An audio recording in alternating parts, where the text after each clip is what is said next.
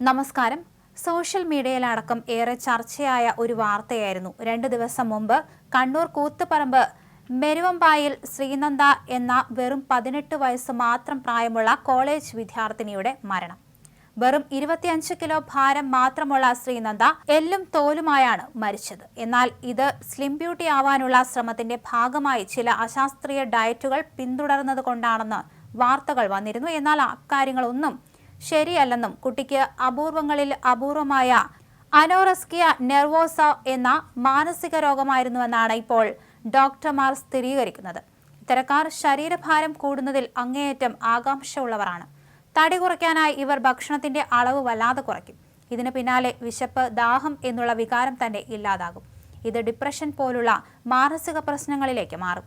തുടക്കത്തിൽ ചികിത്സ തേടിയാൽ ഇതിന് പരിഹാരം കാണാൻ കഴിയുമെന്ന് ഡോക്ടർ പറഞ്ഞു. ഇക്കാര്യം കുടുംബത്തിന് തിരിച്ചറിയാൻ സാധിച്ചില്ല.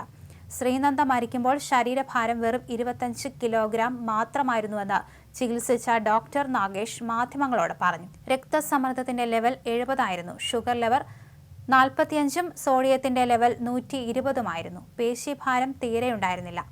എല്ലും തോലുമായ അവസ്ഥയിലായിരുന്നു പെൺകുട്ടിയെന്ന് ഡോക്ടർ പറഞ്ഞു.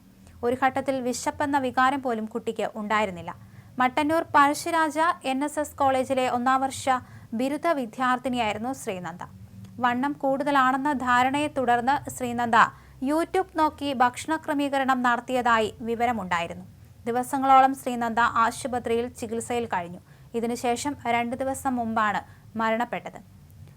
ശരീരഭാരം കൂടുമോ എന്ന ഭയം, മെലിഞ്ഞിരിക്കാനുള്ള അമിതമായ ആഗ്രഹം എന്നിവയിൽ പ്രകടമാകുന്ന ഒരു ഭക്ഷണ ക്രമക്കേടാണ് അനോറെക്സിയ നെർവോസ എന്ന മാനസിക രോഗം എന്നാണ് ആധുനിക ശാസ്ത്രം പറയുന്നത്. ഈ രോഗമുള്ള വ്യക്തികൾ പലപ്പോഴും തങ്ങൾക്ക് കുറഞ്ഞ ഭാരത്തിന്റെ പ്രശ്നമുണ്ടെന്ന് നിഷേധിക്കുന്നു.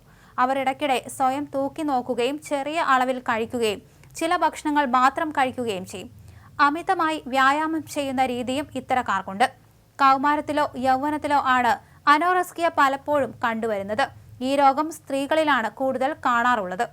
അനോറെക്സിയയുടെ കാരണങ്ങൾ വ്യത്യസ്തമാണ്. ചെറുപ്പകാലത്തുണ്ടാവുന്ന പീഡനങ്ങൾ വരെ ഇതിന് കാരണമാകാമെന്ന് പഠനങ്ങളുണ്ട്. നേരത്തെ തന്നെ തിരിച്ചറിഞ്ഞ് ചികിത്സിച്ചാൽ പൂർണ്ണമായി മാറ്റാം. രോഗിയെ ആരോഗ്യകരമായ ഭാരത്തിലേക്ക് തിരികെ കൊണ്ടുവരികയാണ് ആദ്യപടി. അവരുടെ അടിസ്ഥാന മാനസിക പ്രശ്നങ്ങൾക്ക് ചികിത്സ നൽകുക, തെറ്റായ പെരുമാറ്റങ്ങൾ പരിഹരിക്കുക എന്നിവയും ചികിത്സയിൽ ഉൾപ്പെടുന്നു.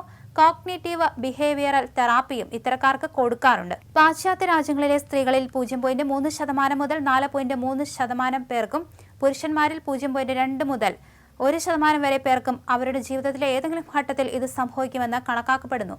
പാശ്ചാത്യ നാടുകളിൽ പുരുഷന്മാരെക്കാൾ സ്ത്രീകളിൽ ഇത് 10 ഇരട്ടി കൂടുതലായി കാണാറുണ്ട്. ഇതുവരെ ആയിരക്കണക്കിന് മരണങ്ങൾക്കും ആത്മഹത്യകൾക്കും ഈ രോഗം കാരണമായിട്ടുണ്ട്.